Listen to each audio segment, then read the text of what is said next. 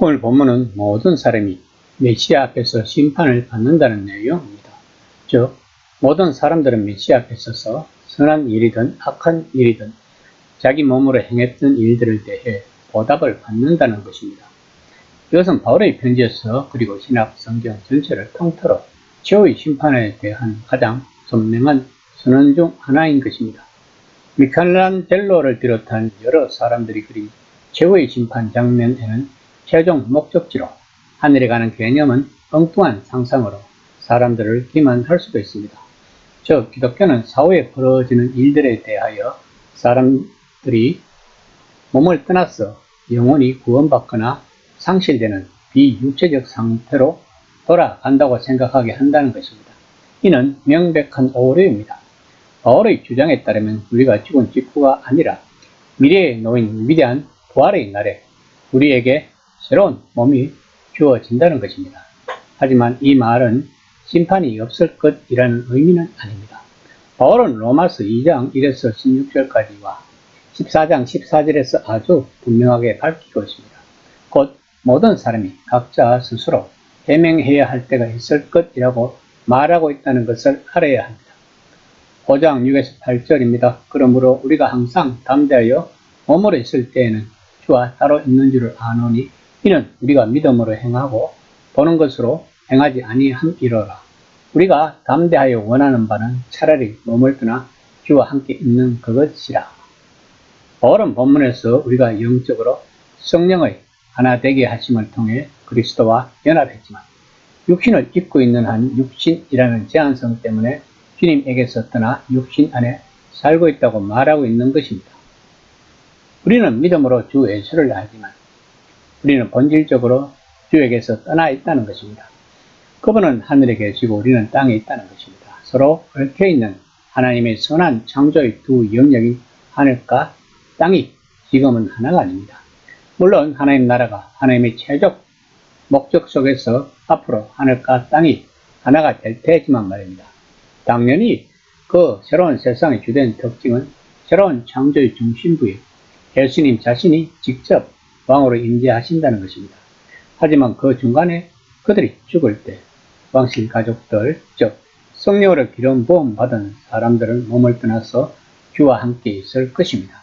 그들은 만물이 새롭게 되는 즉 새 창조의 그때까지 기다릴 것입니다. 바울이 빌립보서 1장 23절에서 세상을 떠나서 메시아와 함께 있고픈 자신의 바람을 말했던 이유가 그 때문인 것입니다. 이것은 현재 고난에서 노연하는 영광스럽고 반가운 일이 될 것입니다. 이것은 우리가 현재의 삶을 보이는 것이 아니라 믿음으로 살아가는 이유이기도 한 것입니다. 믿음은 보이는 것의 반대입니다. 보지 못하는 것을 날마다 신뢰하며 믿기란 쉽지 않습니다. 사람들은 계속 그런 일을 믿는 우리가 어리석다고 말합니다. 증거가 어디 있느냐? 그들은 묻습니다.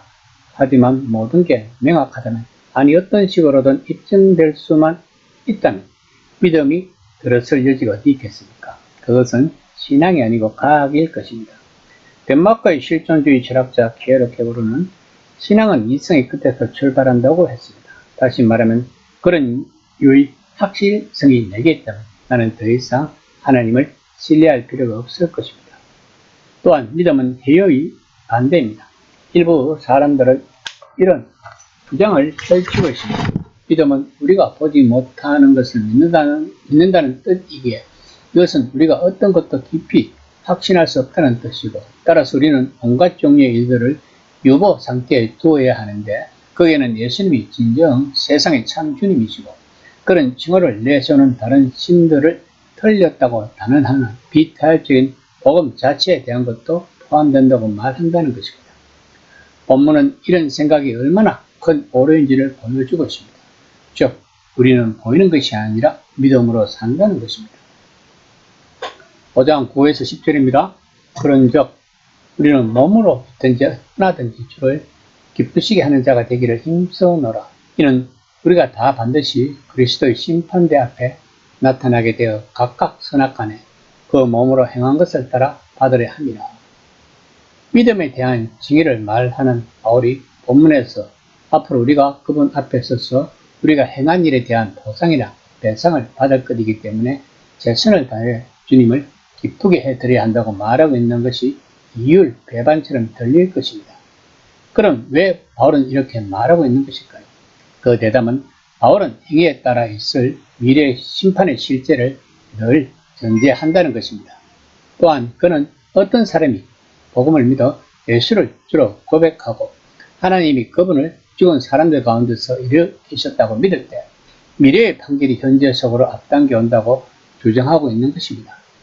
미래에 의한 징계는 하나님이 윤리적 행위를 전혀 문제 삼지 않기로 작정하셨고 이 믿음을 지니기만 하면 내가 무엇이든 하든 상관없다는 뜻이 아닙니다. 정반대입니다. 바울이 메시아 예수 안에 있는 사람에게는 결코 정죄함이 없다고 말할 때 그는 그 이유로 두 가지를 설명합니다. 하나님이 메시아 안에서 죄를 정죄하셨기 때문입니다. 따라서 그분 안에 있는 사람들에게는 궁극적인 정죄가 불가능하다는 것입니다.